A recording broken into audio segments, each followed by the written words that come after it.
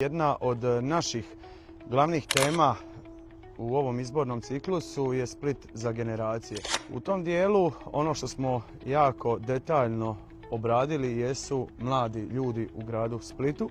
Također osobe koje nikako ne smijemo zaboraviti jesu osobe starije životne dobi i što se tiče same socijalne politike i tu prvenstveno mislim osobe sa invaliditetom.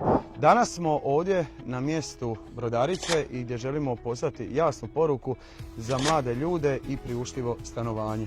Ovo je jedna od lokacija koja između ostalih u javnom vlasništvu i lokacija na kojem se može izgraditi broj stanova za mlade u gradu Splitu.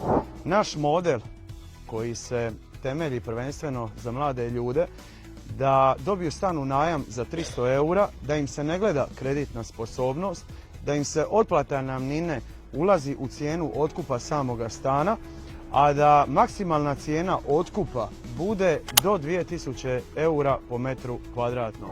Ono što sigurno mogu kazati da ćemo nakon prve 2 godine mandata, a s obzirom da imamo u vlasništvu zemljišta koja su u vlasništvu grada i države, sigurno izgraditi najmanje 600 stanova.